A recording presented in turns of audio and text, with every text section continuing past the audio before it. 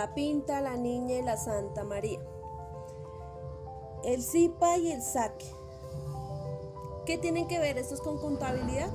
Bueno, resulta que antes de la conquista, lo que hoy es Colombia, existían territorios indígenas que pagaban tributo a los caciques con productos agrícolas. Estos imperios, igual de importantes,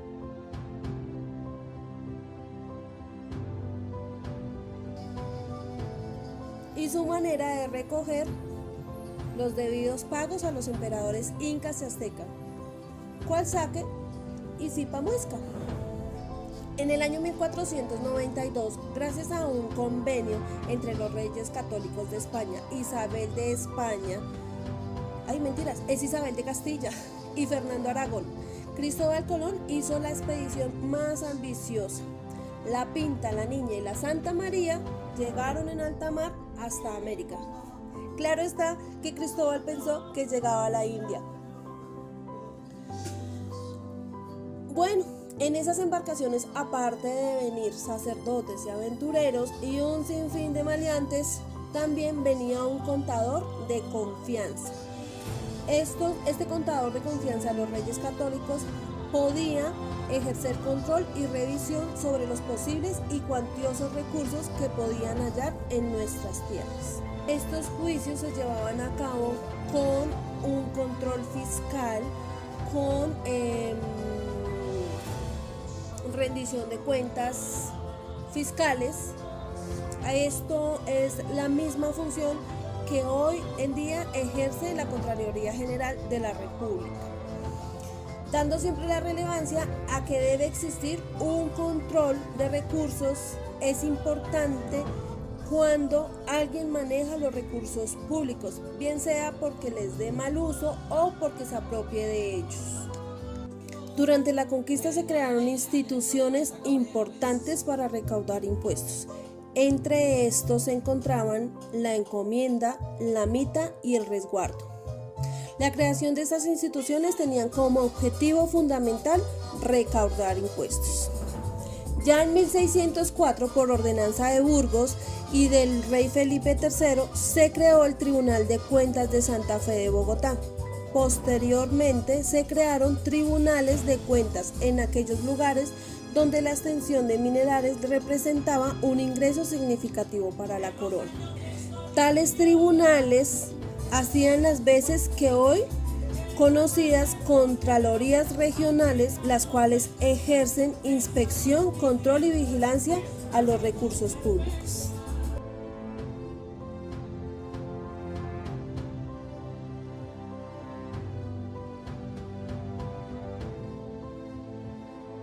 En este periodo se empieza a establecer un estado independiente de la corona española, administrado por criollos, con la responsabilidad de manejar los recursos públicos de la Gran República de Colombia. En este momento se empiezan a establecer como un gobierno propio mediante la ley del 12 de julio de 1821, donde la Nueva Granada y Venezuela establecen que las deudas de las dos naciones serán la responsabilidad de la Nueva Granada, siendo un gobierno popular. De igual manera se creó la Tesorería General de la República, que autorizó la organización del Tesoro Público, en cabeza de Francisco de Paula Santander como vicepresidente de la República y José María del Castillo Rada como ministro de Hacienda. Se dan funciones como recaudo, manejo de registros, para brindar confiabilidad sobre el manejo de los recursos públicos. Se organizan las tesorerías departamentales, quienes a su vez deberían remitir informes cada cuatrimestre, donde se debían evidenciar las operaciones antes mencionadas, y uno de cierre por cada año. Se realizan varias modificaciones a lo largo de estos años. Por ejemplo, se suprime la Tesorería General de la República. Son reemplazadas por Dirección General de Hacienda. Se crean direcciones de tesorería de tabacos y aduanas. Se decreta la Tesorería de Bogotá. En 1824 vuelve la Tesorería General de la República. Se modifica la estructura de las tesorerías con 2 tesoreros generales y 3 secciones, donde manejaban documentos de pago de libros de cuentas y liquidaciones de nómina. En 1843 se ordena suprimir la Dirección General del Crédito Nacional y asimismo redistribuir sus funciones con la Secretaría de Hacienda, como contratación, negociaciones, con la Tesorería General de la República, que hace parte de contabilidad y el registro del estado contable de empréstitos. Igualmente se dispone de la creación de una sección de contabilidad, que es representada por la Secretaría de Hacienda, y esta posteriormente al Congreso. Tal información sin perjuicio de la que debía procesar la Contaduría General según la ley del 26 de mayo de 1838. En 1846, el gobierno de Tomás Cipriano de Mosquera reestructura nuevamente la Secretaría de Hacienda. En esta reestructuración se cerró la Tesorería General de la República para dar vida a la Dirección General de Tesorerías. Se crean las direcciones de rentas, las cuales se llamaron intendentes de Hacienda. Tenían como función revisar, controlar y recaudar los impuestos municipales y de la nación. También se crearon las administraciones principales de Hacienda, que tenían como función administrar. Administraban el recaudo de los recursos y había un tesorero que efectuaba los pagos. Ambos dependían de la Tesorería General. En 1847, mediante la Ley Orgánica de Hacienda, se reestructura todo el sistema de haciendas creando 16 departamentos para la administración general de los fondos públicos. Entre estos cabe mencionar el Departamento de Hacienda, Tesorería, Contabilidad, Deuda Nacional, Gastos de Hacienda y del Tesoro. También se reglamenta esta ley con algunos requisitos para proceder para el pago de cuentas. Entre estos se reglamenta la liquidación del crédito del acreedor, orden de pago y pago efectivo. Además, en este estatuto fiscal se dispone la conformación y presentación del presupuesto de gastos a cargo del director general administrador del Tesoro. La consolidación y presentación del presupuesto nacional a cargo del director contador general. También se crea con esta ley una de Corte de Cuentas, cuyos jueces eran nombrados por la rama ejecutiva. Esta institución tenía como funciones básicas examinar y fenecer los actos de administradores del Tesoro. En 1851, con la reforma introducida por el presidente José Hilario López, se crean 3 departamentos de Hacienda, del Tesoro y de Contabilidad General. A este último le correspondía centralizar de todos los gastos en el presupuesto. En 1873, el Código Fiscal, expedido en 1873, entra en vigencia a partir de 1874 y constituye otra reforma de la Hacienda Nacional. Se crea en esta oportunidad una Oficina de Estadística Nacional que recopilaría información sobre las tierras de la nación. En 1886, con la reforma constitucional, se crea el Ministerio de Hacienda, el cual en su sesión cuarta conservaba el Departamento de Contabilidad y Bienes Nacionales. En 1898, mediante la Ley 62, se crea la Corte de Cuentas a cargo del Congreso de la República. En 1912 desaparece el Código Fiscal que había sido creado en 1873 y se reestructura y se reglamenta la Corte de Cuentas, que en adelante compondría de 10 magistrados designados por el Tribunal Supremo de lo Contencioso Administrativo para periodos de 4 años. El número de magistrados sería 13, de los cuales 6 los nombraba la Cámara de Representantes y 7 el Senado.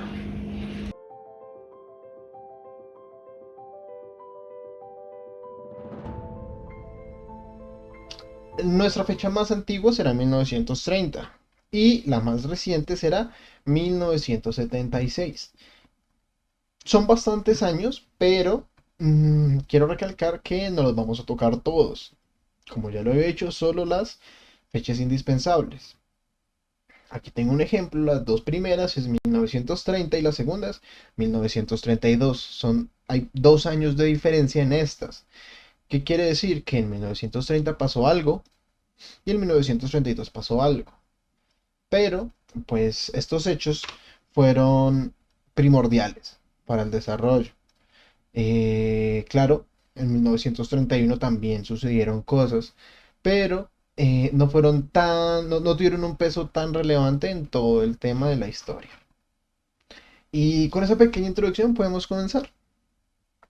Como ya lo había dicho, en 1930 empezamos con la Ley 10. En esta ley se nos dice que la Contraloría General ejercerá el control o la fiscalización de las rentas y gastos de las intendencias y las comisarías. Saltamos a 1932. Aquí nos encontramos con el decreto 911. ¿Qué nos dice? Dice que el Departamento de Contraloría será una oficina de contabilidad y control fiscal. Aquí está el pequeño primer salto de años. Estábamos en 1932 y ahora vamos a 1946. En 1946 tenemos el artículo 1 de la Ley 58. Este artículo nos indica que la competencia del Contralor General va a reglamentar en materia de contabilidad. Este hecho ya se había pronunciado anteriormente en la Ley 42 de 1923, es decir, años atrás. Tenemos nuestro siguiente salto de fecha, llegamos a 1968. En este año, estando en el periodo de gobierno del presidente Carlos Lleras Restrepo, por medio de un acto legislativo número 1, se pretendió separar las funciones de llevar las cuentas con las funciones de auditar. Antes estaban aquí juntas y él dijo no, que llevar cuentas sea por este lado y que realizar la auditoría sea por este lado. Saltamos a 1976 ya para finalizar, en donde nos encontramos la ley 924. En esta ley se reglamenta la estructura orgánica de la Contraloría General de la República. Y en esta ley se encuentra la división de la contabilidad nacional. Esto desarrollaría las funciones dichas en el decreto 925 del mismo año. Es decir, en 1976 salieron dos decretos de ley primordiales. El 924, en donde reglamentan la estructura, y en el 925, en donde se desarrollan las funciones. Y pues con esto serían todas las fechas que encontramos importantes resaltar. Claramente ha sido un proceso extenso, un proceso arduo, un proceso que al día de hoy se sigue mejorando y se sigue modificando según las necesidades. Van cambiando las economías, van cambiando los gastos, van cambiando todas las formas de negocios, cambian todo el tiempo, se actualiza, la tecnología llega innovación y pues asimismo todo el tema normativo y administrativo debe actualizarse para que no se quede obsoleto. Con esto los invito a que sigamos todos conectados con el surgimiento y recientes desarrollos de la Contaduría General de la Nación. Muchas gracias a todos. Los desarrollos más recientes de la Contaduría General de la República datan de 1996.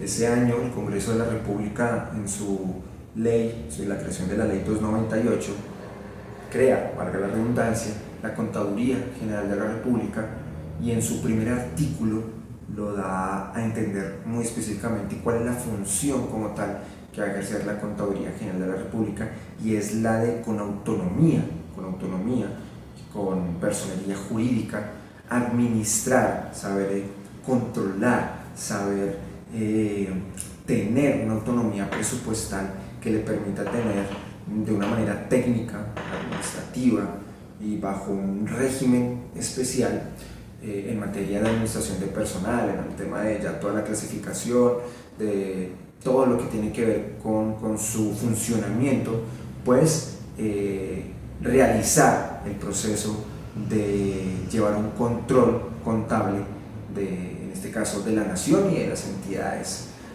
adscritas al ente público. Y tenemos que entrar en materia frente a que la Contaduría General de la Nación, aunque hablamos, ¿no? Nación, Contaduría General de la República, tenemos tenemos siempre que resaltar que debería ser mucho más factible la Contaduría General de la República. Si te has dado cuenta, he tratado de decir que sea la República y no de la Nación porque es un recurso público, aunque va ligada de las dos. Pero ellos han creado diferentes normatividades, resoluciones que les han permitido adoptar diferentes estrategias, y esas estrategias están desarrolladas en varios componentes o pilares, podríamos decir, y de cierta manera uno que de cierta manera es digamos como la carta de navegación para generar todos esos procesos, que es el plan de contabilidad o el plan general de contabilidad pública, para desarrollar cada uno de los lineamientos y estructuras del proceso contable en el ente público, ¿sí? De luego, obviamente, pues para ello también requiere algo que es un manual de procedimientos contables y, por último, esa doctrina pública contable.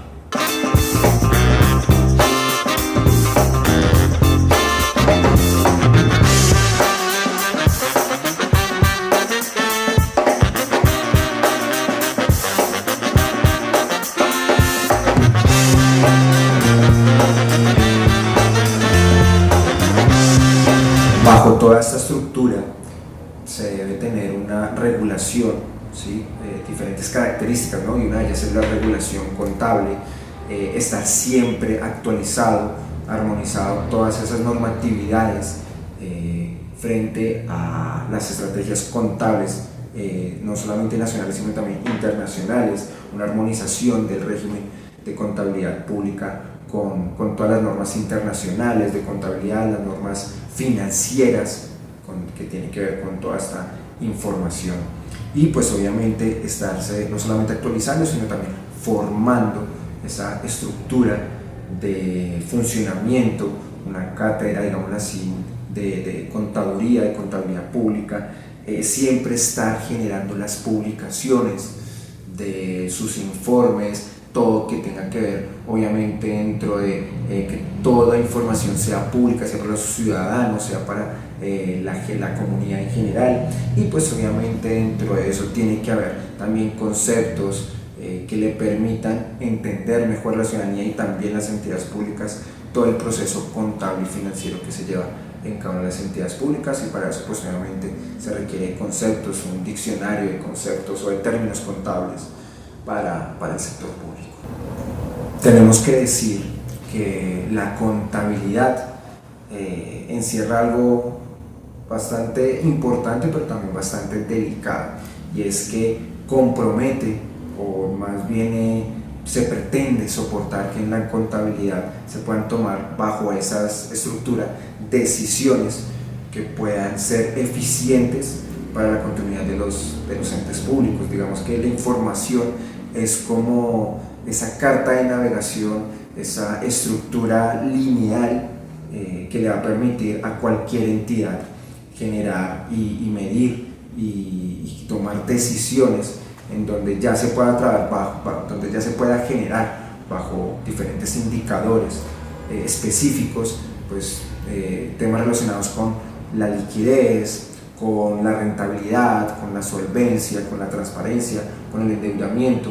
Todos esos conceptos ya van a permitir a un ente público, si se maneja su contabilidad de manera eficiente y bajo la normatividad de la Contaduría General de la Nación, pues una estructura más sólida que le permita tener, digamos, los préstamos de la nación, que le permita generar articulación, le permita una solvencia frente a esas líneas de trabajo que lleva el ente público. Bueno, como conclusión, esto es súper importante. De cierta manera, la Contaduría General de la Nación, todos sus mecanismos, sus desarrollos, sus procesos, sus procedimientos, durante ya aproximadamente unos 23 años, pues han realizado, ¿sí?, todo este proceso, 26 años, han realizado un proceso constante en donde el concepto fundamental de disciplina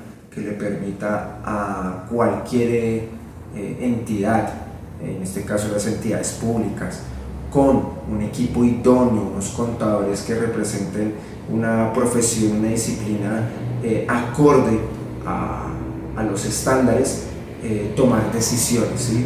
De cierta manera tienen que entender que se ha tenido la posibilidad de hacer uso de ese tan poderoso instrumento de medición para poder soportar y poder generar los mecanismos y las herramientas posibles para soportar las decisiones que conducen a generar esos fines y finalidades del Estado colombiano, en todo lo que tiene que ver con los impactos fiscales, con los movimientos presupuestales, con todo lo que tiene que ver con esos pasivos, activos, deudas, patrimonio, y todo ello tenga que encaminarlo a decir cómo se puede generar una estabilidad, una solvencia dentro de esos procesos de información contable real, idónea, que le permita a los entes públicos poder impactar de mejor manera sus recursos y manejarlos de la mejor manera.